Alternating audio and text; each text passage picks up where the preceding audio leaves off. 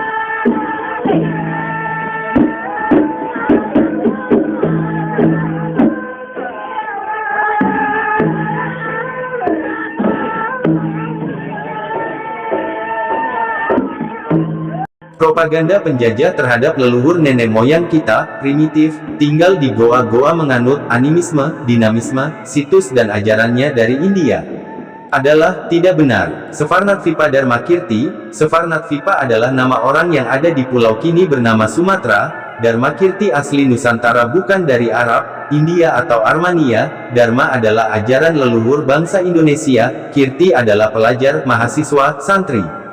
Jadi, Svarnadvipa Dharmakirti adalah tokoh yang terlahir di Sumatera, termasuk Ershi Marhandeya dan Agatsya. Dua tokoh ini guru atau master, dan pelajar atau santri ajaran Dharma, yang pusat pembelajarannya ada di Sumatera hingga kini tersimpan di Bali, tergambar di Borobudur, asli ajaran leluhur Indonesia terdahulu. Dharmakirti, dikenal sebagai Serlingpa Dharmakirti atau Svarnadvipa Dharmakirti, sebutan Tiongkok Chokidrakpa. Tibet menyebutkan bahwa Dharmakirti hidup sezaman dengan Raja Tibet Srongbetan Gampo. Svarnadvipa Dharmakirti, lahir dari keluarga Brahmin atau Brahmanism, ini bukan Hindu. Beliau ada pada tahun 610 SM sampai dengan 520 SM, ada dua nama dengan masa berbeda. Dharmakirti adalah keponakan Kumarila Batai 618 sampai 540 SM, hidup pada sistem kekeluargaan, matrilineal, kadatuan, garis keturunan Apuntahiam Rijayanasa, Dapuntahiang, sampai pada keturunan generasi saat ini, Niniok Datuok Gajo Duo Balai. Sufarnatvipi Darmakirti sarjana keturunan leluhur yang kini terpublikasi dengan Sriwijaya, lahir di Sufarnatvipa. Di sini dia melakukan proses pendidikan dan pembelajaran utamanya, Dharmik dan sains lainnya dari para master tingkat tingginya. Nusantara pada tahun 610 SM sudah ada ilmuwan di negeri tercinta ini Indonesia. The Seven Treatises on Valid Cognition adalah karya Sufarnatvipa Darmakirti. Ia telah menyusun dan menghasilkan karya besar di bidang keilmuan dan akademis, yaitu 7 bagian ilmu utama tentang pengakuan, validitas. The Seven Treatises on Valid Cognition. Sufarnatvipa Darmakirti. Sebelum Diknaga meninggal, Darmakirti menerima penahbisan darinya. Dia adalah murid tokoh Dharmapala saat ia masih hidup. Dharmapala 670–580 SM lahir dalam keluarga bangsawan berasal dari Sufarnatvipa. Dia adalah murid Dharmadasa, menjadi pimpinan Nalada Bihar India. Dia adalah guru Darmakirti. Selama masa Darmakirti, Adi Sankara tahun 569–537 SM dalam sidang akademik pernah mengalahkan pendapat baru tentang Dharmik, yaitu tinjauan baru filosofis, Buddhism, di forum perdebatan para sarjana. Dia adalah salah satu pencetus pemikiran, logika filosofis, juga ahli teori ilmu yang utama, atomisme, yang menyatakan bahwa satu-satunya benda yang dianggap ada adalah keadaan kesadaran sesaat. Karya Sufarnatvipa Darmakirti adalah The Seven Treatises on Valid Cognition, ilmu tentang analisis hubungan. Sambandha Pariksafti, ilmu penetapan pengakuan validitas Pramana Viniscaya, ilmu kompendium pengakuan validitas Pramana Vartika Karika Diknaga, ilmu drop of reasoning Nyaya Bindu Prakarana, Essence and Explanation of a Drop of Reason Hetu Bindu Nama Prakarana. Bukti dari kontinums dan kajian akademik Samtanantarasi di Nama Prakarana. Ilmu terhadap penalaran dan pendekatan Vadanyaya Nama Prakarana. Sufarnatvipa Darmakirti. Di antara tokoh pembawa ajaran Dharmik Falsafah asli Nusantara, lokasi di 13 Koto Kampar ditemukan artefak bukti pernah berdiri komplek besar ada lebih 14 abad lalu sebelum Masehi. Landmark atau tempat suci untuk penobatan wisudawan dan ritual suci para master, Dharmik original, berupa menara tinggi dan tempat duduk para sangha, juga penobatan para raja, Vanua atau Vatsal. Sufarnatvipa Darmakirti, putra Bunda Dewi Dumo atau Ratna Dewi Putitrata yang hidup di Sufarnadipa, dan saat beliau, Amerta, dimakamkan di timur laut berjarak 300 meter dari landmark saat ini bernama Candi Muara Takus. Di sekitarnya dibangunkan 6 buah bangunan oleh putranya. Di tempat ini, Xuanzang Hiensang 602–664 m juga Yixing 689–695 m yang tinggal selama 5 tahun di Sufarnatvipa belajar di pusat pembelajaran Dharmik original. Disinilah tempat pembelajaran saat peziarah Tiongkok datang. Tercatat dalam sejarah tempat ini disebut Istana Payung Perak. Ini adalah universitas tertua dunia yang bernama Dharmapala, pusat dari Nalada Bihar India. Atisa Dipamkara Rijnana, asal Tibet, pergi ke Sufarnatvipa Indonesia terdahulu untuk belajar falsafah dasar utama leluhur kita, yaitu Dharmik original. Inilah Dharma, Dhamma, falsafah leluhur bangsa Nusantara yang mewarnai Tibet. Beliau bukan membawa ajaran Buddha lalu disebarkan ke Nusantara dan Palembang, bukan pusat ajaran Buddhism terdahulu. Fahami, Buddhism ada di Indonesia secara formil 1953, atas prakarsa Bihu Asin Jinarahita baru mengadakan Trisuci Waisak di Borobudur. 12 teks literasi kata, Svasga, di relief dasar, jelas membuktikan Borobudur bukan berdasar pada salah satu ajaran yang terlahir di India. Ini kajian akademik, silahkan diteliti lebih jernih. Simak pertemuan antara guru dan murid. Atisa Dipamkara Rijnana was born into royalty. His father was a king known as Kalyana Sri and his mother was Sri Prabhavati. Ia melakukan perjalanan ke Nusantara Sufarnatvipa, tinggal selama 12 tahun di sini lalu kembali ke India, meninggal di Nyetang, Tibet. Yesheo, guru master dari Tibet Barat, mengirim Atisa Dipamkara Rijnana pergi ke Sufarnatvipa untuk mempelajari dan menerjemahkan beberapa teks Sanskerta.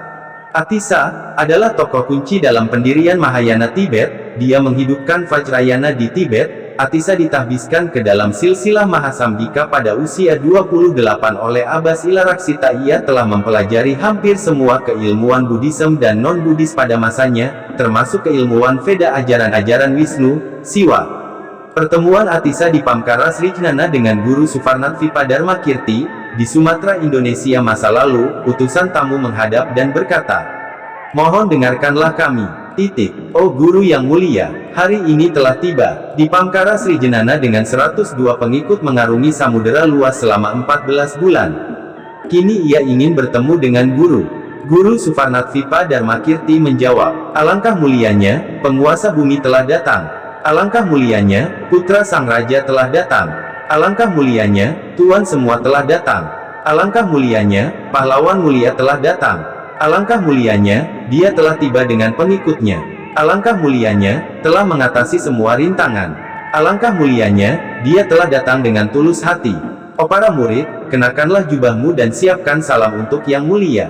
Dari kejauhan rombongan Atisa di Pamkara Srijnana sangat terkesan. Tak lama kemudian, 535 orang membawa 3 jubah dengan membawa kendi air suci, diiringi oleh 62 samanera dipimpin oleh Guru Dharmakirti Suvarnatvipa sendiri. Rombongan mereka yang telah ditahbiskan 597 orang. Atisa di Pamkara Srijnana dan rombongannya spontan melakukan namaskara penuh menyambut Guru Dharmakirti Suvarnatvipa, dan sebaliknya rombongan Guru Dharmakirti Suvarnatvipa pun melakukan namaskara. Atisa di Pamkara Srijnana mempersembahkan banyak permata dan emas. Para pengikutnya juga mempersembahkan 1 koin emas untuk masing-masing siswanya Guru Dharmakirti Suvarnatvipa. Guru Dharmakirti Suvarnatvipa mempersembahkan Buddharupang untuk di Pamkara, dan ia menetap di Istana Payung Perak di Suvarnatvipa selama 12 tahun. Selama di sini ia tidur di lantai, di ujung kaki tempat tidur gurunya sebagai tanda penghormatan murid kepada guru. Salah satu cendera mata berupa Buddharupang adalah bentuk miniatur orang duduk bersila. Ini visualisasi kontemplasi spiritual leluhur Nusantara yang disebut Topobroto Upasena. Kamala tampil di Borobudur. Ini bukan patung Siddhartha Gautama, tapi beliau mengikuti teknik ini dan melahirkan ajaran Buddhisme di India. Atisa di Pamkara Srijnana ia telah berguru ke 157 guru, namun setiap kali ia mendengar nama Guru Dharmakirti Suvarnatvipa kontan mengalir air matanya. Perhatikan, inilah lokasi yang dikunjungi Fahien 399-414 m dan Hien Sang 602-664 m. Perhatikan kata pada tulisan catatan yang dimaksudnya. Tathagata meninggalkan bayangannya di sini. Ini adalah tradisi, tidak ada sisa bayangan yang terlihat. Lokasi yang dimaksud Hien Sang adalah Equinox, hanya ada di situs Muara Takus. Stupa 200 kaki tingginya di dekat ini adalah tanda di mana Tathagata berjalan ke sana kemari. Adalah situs Muara Takus, di mana para Brahman melakukan ritual Pradaksina Prasawiya, gerakan memutari situs. Situs Muara Takus di area Kota Suci, Suvarnatvipa, Sumatera, Indonesia terdahulu adalah tempat pendidikan ilmu pengetahuan, tempat wisuda para sarjana yang selesai mempelajari Dhamma, tempat penobatan para Raja Vanua Vatsal Nusantara. Di komplek area situs Muara Takus ada pagar luar 2 lapis, adalah komplek utama tempat tinggal para guru, Sanghakirti, Ershi, pengajar dan bagian lainnya. Timur laut gerbang utama komplek. Timur, 400 langkah ada bangunan terbuat dari kayu pelatihan mantra. Barat tempat belajar ada kolam sakti, Tobek Sati. Tenggara, tempat belajar tingkat kedua. Barat daya tempat tinggal pelajar tingkat ketiga. Barat laut tempat pertapa Tapo atau Batagak. Utara komplek di luar tanggul seberang Sungai Paodaman. Bahasa lokal kini, ini adalah pendharmaan. Fahami ini bukan Hindu. Kapan dan siapa pembawa ajaran India ke Nusantara? Ini putra Nusantara yang pergi ke India pembawa Dharmik, diantaranya Sariputra, Dharmadasa. Dharmapala adalah guru Suvarnatvipa Dharmakirti 610-520 sm. Dharmakirti keponakan Kumarila Batai 618-540 sm. Sebelum kelahiran Siddhartha Gautama. Sangharama pusat pembelajaran Dharma di Suvarnatvipa bernama Dharmapala. Raja Pala silsilah Shailendra Bala putra Dewa Suvarnatvipa. membangun cabang di Bihar India, Nalanda, 427 m. Sangharama Mahatupa di Jafatvipa bernama Fuana Cakapala kini terpublikasi bernama Borobudur. Nalanda, di Bihar India didirikan pada tahun 427 m. dibangun Raja Pala dinasti Sailendra dari Savarnatvipa. Ini adalah cabang universitas di Savarnatvipa bernama Dharmapala, juga Sangharama cabang di Java, Fuana Cakapala kini bernama Borobudur. Krijanayasa, Dapuntahi yang membawa Dharma dan para Ershi ke tanah Java juga Bali di antaranya Guru Erci Markaendriya dan Bali kini menyimpan sempurna falsafah utama dasar leluhur kita, Dharmik, yang mendasari tumbuhnya tiga agama besar di India. Dalam teks Pasca Veda, Mahabharata Udyoga Parva 108 Timur, digambarkan sebagai tanah air asal budaya, Veda, di mana pencipta alam semesta pertama kali menyanyikan Veda. Jika benar tahun Saka di seluruh prasasti dimulai 78 Masehi, tentu sebelum tahun itu tidak ada sejarah di negeri ini. Faktanya pada tahun 610 SM sudah ada ilmuwan di negeri tercinta ini Nusantara Indonesia, beliau adalah Savarnatvipa Dharmakirti. Propaganda penjajah terhadap leluhur nenek moyang kita, primitif, tinggal di goa-goa menganut animisme, dinamisme, situs dan ajarannya dari India, adalah tidak benar. True Back History of Indonesia, Exploration dan Research, by Santo Saba.